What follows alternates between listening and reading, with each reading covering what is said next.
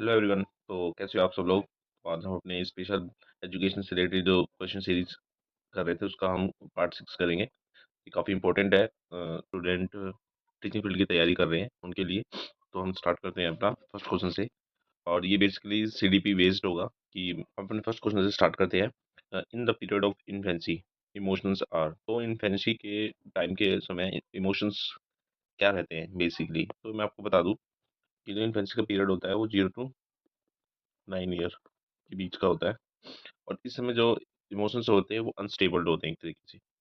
इसमें बच्चा बच्चा जो होता है उसकी नीड्स को मोस्टली पहचानना काफ़ी मुश्किल होता है कि काफ़ी बच्चा कब किस समय अपने इमोशंस को कहना क्या चाहता है। वो जो भी बातें कहेगा वो सारे इमोशंस के थ्रू ही कहेगा। और इमोशन भी उसके दो तरह के होते हैं, या तो हंसकर बताएगा किसी चीज़ को या फिर रोकर। तो काफ़ी जो भी इमोशंस दिखेंगे वो नीड बेस्ड दिखेंगे। और लाइक ओपन बुक दैट, इसमें कोई दो ही तरह के इमोशंस होते हैं। और ठीक है, और इंटेंसी होता है, फ्रीक्वेंटली होता है, अनस्टेबल होते हैं, कभी भी किसी में चेंज हो सकते हैं। ओके,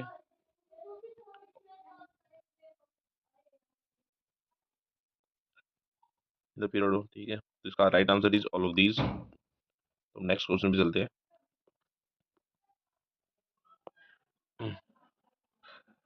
विच स्टेज में is true about the post conventional morality stage of Kohlberg. देखो कोल्सबर्ग ने अपनी थ्योरी दी थी एक, जो बेसिकली बेस्ड थी मॉरल डेवलपमेंट पे। ठीक है, मॉरल डेवलपमेंट पे। आगे चल के हम ये इन थ्योरीज के बारे में भी पढ़ेंगे वन बाई वन बेसिकली। तो आगे चलकर हम इन थ्योरीज के बारे में भी पढ़ेंगे। कोल्सबर्ग ने अपनी थ्योरी में कोल्सबर्ग एक अमेरिकन साइकोलॉजिस्ट थे। इन्होंने एक थ्योरी दी अपनी, थ्योरी ऑफ मॉरल डेवलपमेंट, जिसके अंदर सिस- जिसके अंदर systematic study of moral development theories categories divide की गई थी। इसमें 3 लेवल्स थे और हर लेवल के दो दो स्टेज। ठीक है, 3 लेवल, लेवल 3 दिए थे टोटल। और सबकी कितनी कितनी स्टेजेस थी, टोटल 6 स्टेज थी, मतलब हर एक लेवल पे 2 स्टेज थी। ठीक है, टोटल 6।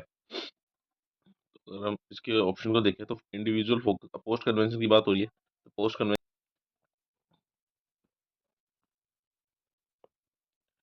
कन्वेंशन की जो स्टेज थी वो थी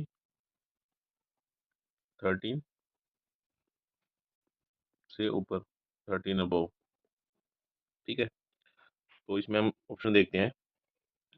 individual focus for the direction consequence of their action. तो इसके लिए हमें जो थ्योरीज है अपनी वो जाननी जरूरी है, लेकिन इसका राइट आंसर जो है कि चिल्ड्रन और individual are committed to justice of their might disobey unjust law. Post convention की बात हुई है ना, तो ये जो इसका राइट आंसर है 3। इसकी इसे पहली स्टेज बता देता हूँ। पहली स्टेज में क्या था कि पहली स्टेज में पनिशमेंट एंड ओबीडियंस ओरिएंटेशन था। सेकंड था इंस्ट्रूमेंटल रिलेटिविटी ओरिएंटेशन, कि इसमें टिट फॉर टैट जैसा बिहेवियर करता है बच्चा, कि आप अच्छा फील कराओगे, इफ यू फील गुड तो do it. And third one is a good, three stage में good boy and nice girl. And fourth थी लो ओरिएंटेशन, मतलब जो सोशल समाज ने जिसमें रूल्स बना दिए उनके लिए रिजिड हो गए थे फॉलो करना। और फिफ्थ में सोशली कॉन्टैक्ट ओरिएंटेशन था, कि अगर जब तक रूल फॉलो करना है, अगर मजबूरी तो फुल रूल्स को ब्रेक डाउन भी कर सकता है। ठीक है, और रूल्स को, third one is universal ethics principle पे था। इसके अंदर क्या था कि जब चिल्ड्रन और individual are committed to justice that there might disobey unjust law. अगर हम रूल बना दिए जो कि एक मतलब काफी हेल्दी नहीं है, काफी हेल्पफुल नहीं है, तो उन्हें चेंज भी कर सकता है। नेक्स्ट क्वेश्चन पे चलते हैं। नेक्स्ट क्वेश्चन में है कि understanding human growth and development enable a teacher to. तो अंडरस्टैंडिंग क्या होनी चाहिए एक टीचर की। तो gain control of learning emotion while teaching, ऐसा कुछ नहीं है। कंट्रोल नहीं करना है। Be clear about teaching diverse learner हो सकता है। And tell student how they can improve their lives। And fourth is practise her teaching in an unbiased way. इसका राइट आंसर क्या है, सेकंड। क्योंकि इसमें आपको क्लियर, इसमें क्या होता है, जो स्टूडेंट है ना उसके बारे में हमें, क्योंकि डाइवर्स स्टूडेंट होते हैं और उनके बारे में पढ़ाना तभी होगा जब हम इंडिविजुअल ग्रोथ और डेवलपमेंट बच्चे का समझ पाएंगे, कि सभी बच्चों के नहीं, human growth and development enable teacher, जिसके अंदर हम क्लियर करते about teaching diverse learner. Okay, fourth stage पे आते हैं, फोर्थ क्वेश्चन पे आते हैं। अकॉर्डिंग टू पियाजे, ठीक है, change occur in schema due to. अब पियाजे के अकॉर्डिंग देखें तो स्कीमा में चेंज का कारण क्या है। अभी मैंने बताया था कि पियाजे ने एक टर्म दी थी, इक्विलिब्रियम। इक्विलिब्रियम में जब एक तो स्कीमा और एक था ये जो एडेप्टेशन। अब एडेप्टेशन के अंदर दो टर्म्स आते हैं। एक टर्म आता है एसिमिलेशन, एक आता है एकोमोडेशन। ठीक है, तो जो स्कीमा है well organise structure of information, ठीक है, अगर इसमें किसी तरीके का चेंज आता है तो वो इसकी वजह से आएगा। लेकिन इसमें भी इन दो पार्ट का होना जरूरी है, सब पार्ट का इनमें इनको जानना जरूरी है। देखो, एसिमिलेशन होता है जो हम कोई भी न्यू नॉलेज हमारे प्रायर नॉलेज में एज इट इज आके जुड़ जाए। और एकोमोडेशन में क्या होता है, जो हमारी प्रायर नॉलेज है हम उसको मॉडिफाई करते हैं, फिर हम उसको अपने अकॉर्डिंग अडेप्ट करते हैं। तो इसका राइट आंसर है एडेप्टेशन।